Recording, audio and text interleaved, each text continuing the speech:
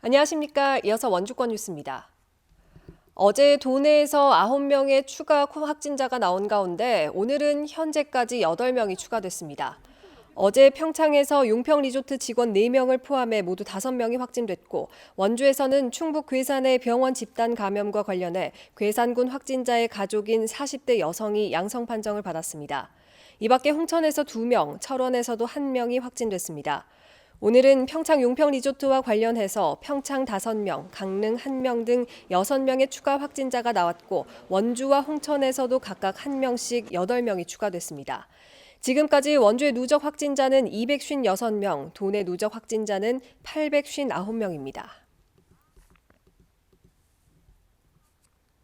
이미 11명의 확진자가 나온 평창 용평 리조트 앞 PC방에서 추가 확진자가 무더기로 나왔습니다.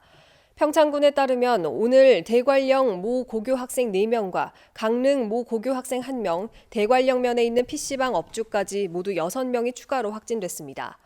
오늘 확진자들은 어제와 그제 확진된 용평 리조트 아르바이트생들과 같은 시간대에 해당 PC방을 이용한 것으로 확인됐습니다.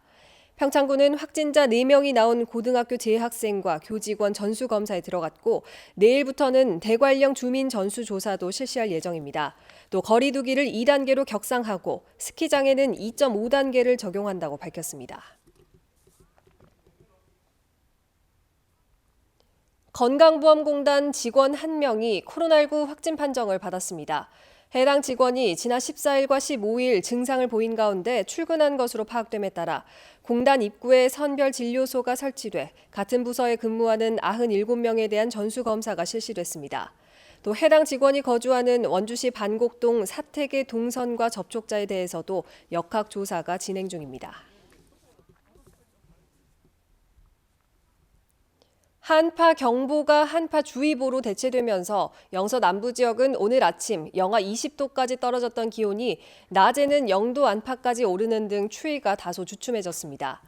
내일도 아침 최저 기온은 영하 8도에서 1도, 낮 최고 기온은 영하 2도에서 7도로 평년 수준을 회복할 것으로 예보됐습니다.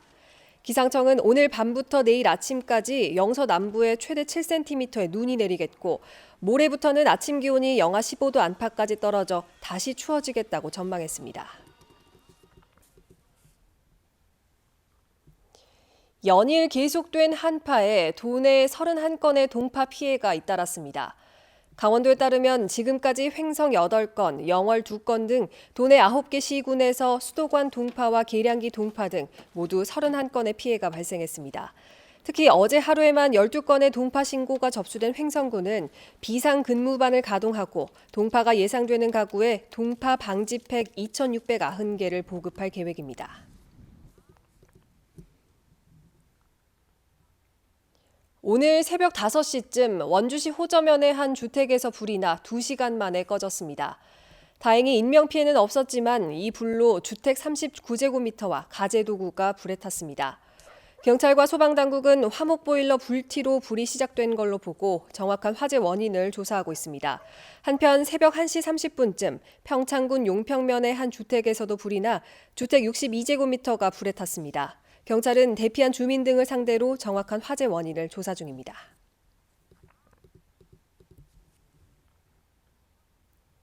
원주시가 시내버스 이용자들의 편의를 높이기 위해서 내년에 버스 정보 안내 단말기 35대를 추가로 설치합니다.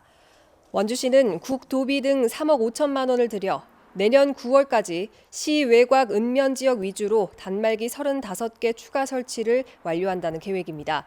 현재 원주에는 338대의 버스 정보 안내 단말기가 운영되고 있으며 버스 도착 시간과 시정 소식, 날씨 등 다양한 정보를 제공하고 있습니다.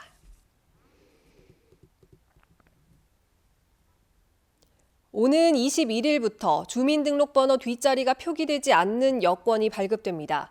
여권 분실에 따른 개인정보 유출 방지를 위해 여권 수록 정보에서 주민등록번호를 제외하기로 한 개정 여권법 시행에 따른 조치입니다. 주민등록번호 뒷자리가 표기되지 않더라도 국내에서 신분증으로 활용할 수 있도록 여권 정보 증명서 발급 등 보완책도 동시에 시행될 예정입니다.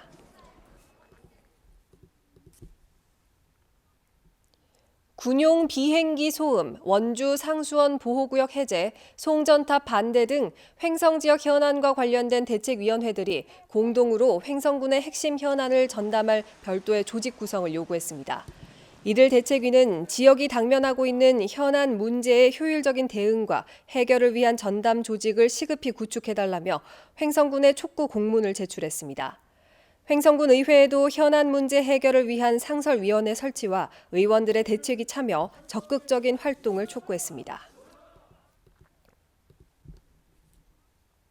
발달장애 학생의 돌봄과 치료를 병행하는 더불어봄이 2020 LH 사회적 가치 어워드에서 사회적 가치 창출 우수기업으로 선정돼 최우수상을 수상했습니다.